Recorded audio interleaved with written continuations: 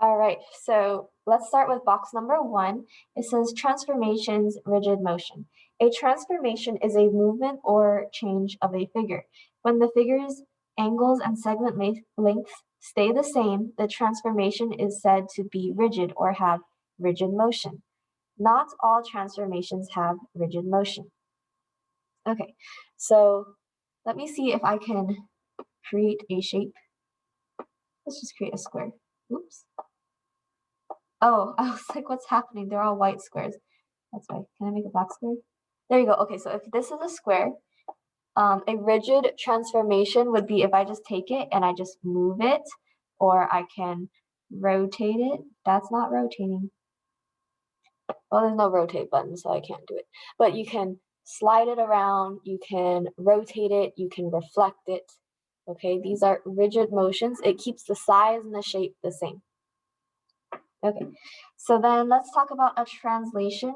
Translation, you can write it out in this notation. So you write it out like this, because every point starts as its original xy, and then if you're moving it, then you're going to change the x value or you're going to change the y value. And so you just write it out like this. So your xy turns into x plus a and y plus b, where it moves a to the right and b up. Okay, hold on, let me fix the attendance. Okay, and then there's also something called a reflection. So a reflection is where you flip the picture. So a reflection is a rigid motion, and it's a mirror image of the graph about a line of reflection. So if you can just imagine two images being like looking at each other in a mirror, that is a reflection, just like when you stare at yourself in the mirror, okay? Or if you hold up a shape in the mirror, these are reflections. There's also something called a rotation. So the rotation is a transformation that turns a figure a certain angle amount around a point called the center of rotation. So you can also rotate things, and that's still a rigid motion. Oh, yeah, sorry, I'll zoom in. Okay, let's talk about pre-image and image. So pre-image is the figure before the transformation, so it's your original figure. So I give you a pre-image, and then your image will be the figure after the transformation. It's a new figure. So you have your pre-image that turns into your image. Pre means before, so that should help you remember that the pre-image comes before, it's the original, and then the image is the after. I also want to say that your pre-image, like if your image was represented by the letter A, your image would be A prime. So you would write it out like that with this little mark, that's A prime. So if your original image was B, so your pre-image was B, then once you transform it, once you move it, rotate it, do something to it, then it becomes B prime. So the prime tells you that this is the image that came from that letter. Okay? So A goes to A prime, B goes to B prime. Let's take a look at numbers 7 and 8. So we have the definition of a similar polygon. Generally figures that are the same shape but different sizes, and they could be congruent. So let me draw you two similar polygons. Okay, so here's this picture. I'm gonna copy it. Can I paste it? Oops. Please let me paste. I don't know how to paste on this app. Okay, you know what? Clip. There we go. So here is two congruent shapes. So if I just make it a little bit bigger, but the same shape, you see how its proportions are still the same? These are similar polygons because the proportions stay the same. They have the same shape. They're just different sizes. Okay, so that's how I should have shown them earlier. Also, I could rotate this. This is a rotation. Okay, so I'm rotating this. It's not changing the shape. I'm just rotating it. That's a rotation. So I didn't get to show you a rotation earlier because I just didn't use this clipping feature, but now I am. So this is a rotation, and these are similar shapes. And then finally, that squiggly line, it's called a tilde, I believe. It means similar.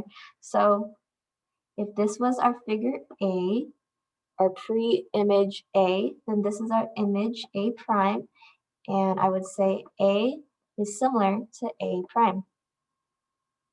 So that's how you would write it. So the squiggly means similar. Okay, so I just went through 8 boxes without pausing for questions. So at this moment, I'm going to pause and see if anybody has any questions. So does anybody have any questions on any of the boxes?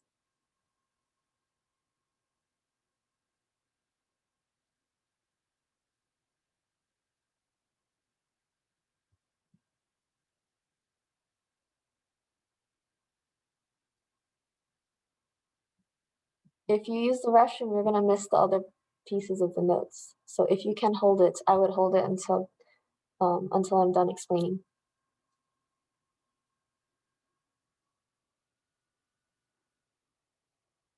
Okay, any other questions related to the notes?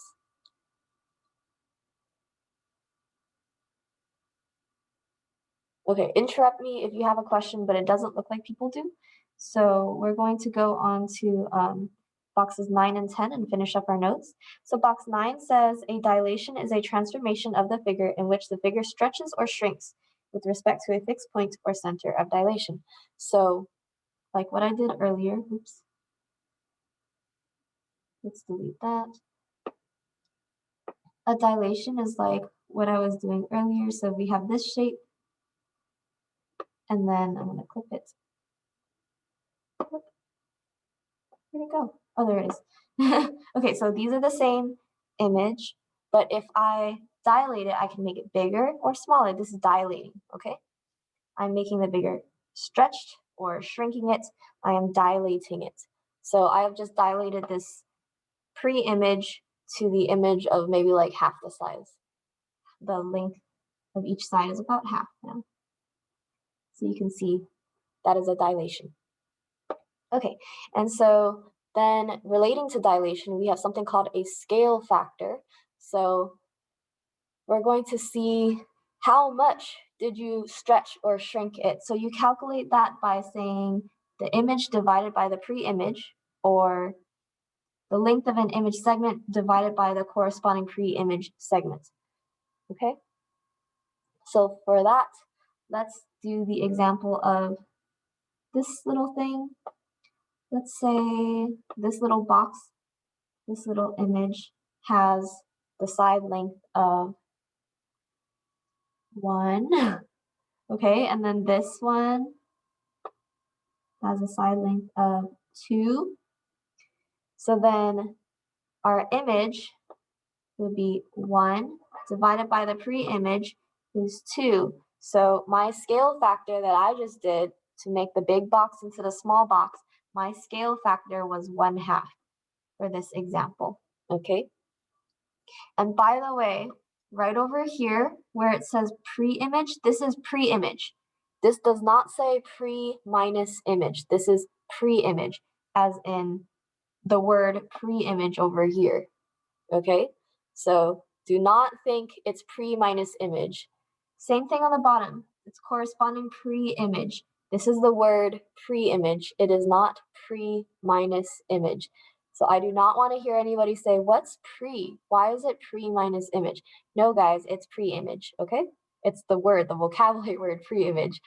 Okay, so hopefully me repeating that like 5, 6, 7 times just now will make it stick in your head. And if not, there's always the notes that you can refer to. And by that, I mean the video where you can hear me repeat it even more. Okay, any questions on those boxes?